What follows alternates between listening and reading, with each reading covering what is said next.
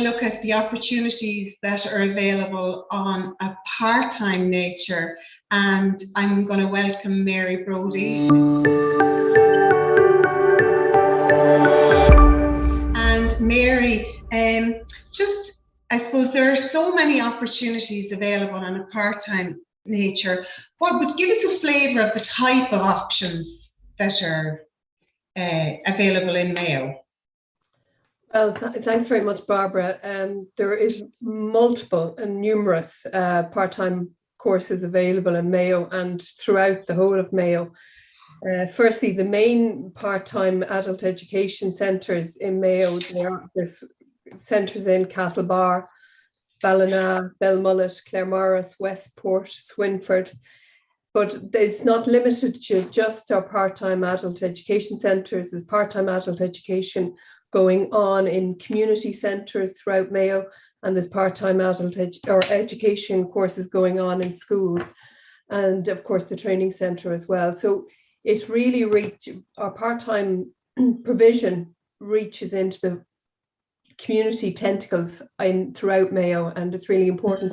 Now, what is available, as in what type of courses are available, if you refer back to your framework at the beginning, part-time courses that are available, we start with the unaccredited courses that are available. Now, they would be predominantly in community education, and they're really looking at what communities want to deliver to enhance their community, and that's all about active inclusion. And equally, in our basic adult education service, we have very basic unaccredited learning in maybe the areas of IT, languages, literacy and numeracy. But then moving up from that, we offer the full range from basic adult education and ICT up to level 3. And then we would progress, then we have more vocational or maybe more job orientated courses available from our level 3 all the way up to level 6. And these are throughout Mayo. These aren't just in the main hubs, they are throughout Mayo. And it's important to say that we have a vast range of part-time adult further education and training courses available. And just to give you a flavour of the type of courses, you have, of course, your literacy, your numeracy, your IT, your languages, your business, your healthcare, childcare, arts and crafts, digital skills, marketing, horticulture. The range is numerous, and there's hundreds of courses up there, and they're available to start at various times throughout the year. There is a misconception that all courses start in September. That's not the case. A lot do start in September, but a lot start throughout the year. So it's important, and I'd really encourage people to keep looking at fetchcourses.ie, because all our part-time courses are up on fetchcourses.ie, and it's constantly being updated. So I would really encourage people to go there as their first port of call to see what part-time provision is there. Mary, that sounds like a huge amount of courses available and all available on Fetch Courses. So can everybody, regardless of their educational achievement, apply for a part-time course, Mary? Pretty much the simple answer is yes, that everybody is entitled to apply and do a part-time education course with MSLETB. There might be certain programs have different criteria. For example, the adult literacy programs, which is the basic adult education programs, they're targeting people who have early school leaving or if they have particular needs, but they are free and they are accessible. And the other courses that maybe more vocational in their focus, or maybe more hobby-like in their focus, there might be a small fee for people to do it. But the simple question is, there is a course there available for everybody at the time that they are in their lives. And I suppose one thing about it I would emphasize is it's not purely based on vocational, for job purposes. There could be other reasons why you want to do a course. It could be for active inclusion. It could be for social aspect. It could be to take up a new hobby. Those are things that are all MSLETB do support through our various part-time provision as well. And just like Mike said, I suppose, you know, the networking, that's hugely important.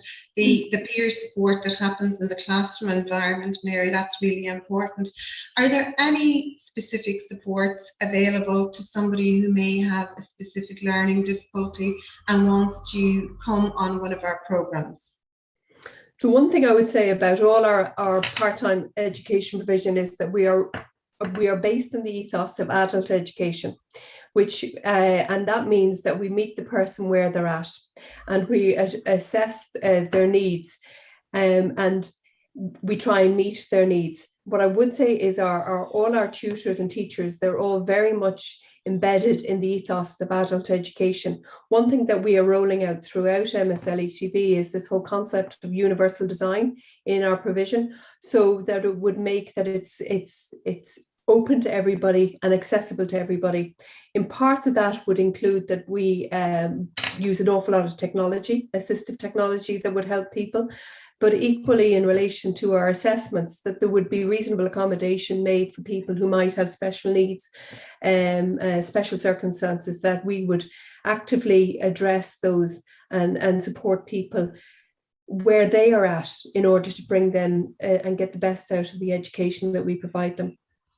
So it's very much a tailor-made program, Mary, for a lot of people then as well, a great opportunity to have a program that's very tailor-made to meet their needs, their specific needs. What about if somebody was in danger of losing their job or is in part-time employment and wants to upskill? Are there any opportunities available for them? Well, the first thing I would say to them, and I'd re-emphasize this, is to go to fetchcourses.ie and just peruse and see what courses are available from MSLETB and what might enhance them. The second thing I would really encourage them to do is to actually access the adult guidance service that is located in the 3 areas in Mayo. It's located in Claremorris, Castlebar and Ballina. The other thing that I would encourage people to do is to ring the 1-800 number, which is the 1-800 100 100, and talk to somebody who is on that line and explain the situation, and they would be able to then direct you to the person. Because Mayo is such a big county, there is so many centres and so many staff. The whole ethos of adult education is to support people where they are at. We would offer, like if for example, if you're at risk of losing a job, we would offer courses in job seeking, job finding skills. But equally, you might decide that you want to change direction, and part-time adult education is great in the sense that you might be able to just tip your toe into something, like, for example, do a module in healthcare or in IT or in horticulture or in arts crafts or any of those things, to see whether or not you want it. And then you could take on a full-time course if that suited you. So it's a great place to tip your toe in to see if you want to do something a bit more. And as you said, there's a whole social aspect to it as well. So it's all about them making the connections, which is really important. One thing I would say about the part-time adult education and further education and training, it's really supportive of the learner. And that's what we actually pride ourselves on, is the support network that we give the learners. Great. Mary, just one final question for you. During COVID and over the last little while, I know that a lot of people talked about a laptop loan scheme. You know, were there opportunities for students who didn't have the laptop at home or didn't have a computer at home? You know, what was the opportunity that was there for them? Well, during COVID, we had hundreds of laptops that went actually out to learners from the centres to support them to continue their learning. Because actually what happened, and it's full-time and part-time, all our learning actually went online during the lockdown situations. And so we did try and maintain the learning. And I think people weren't really conscious that actually continued. But so we supported the learners with laptop loan schemes. We supported the learners through telephone support. We supported the learners with kind of using the Teams and the chat function, the support function. And again, as I say, the tutors and the teachers were there all about trying to keep the learners engaged, because it's very, very challenging for everybody. And we're not out of it yet, which is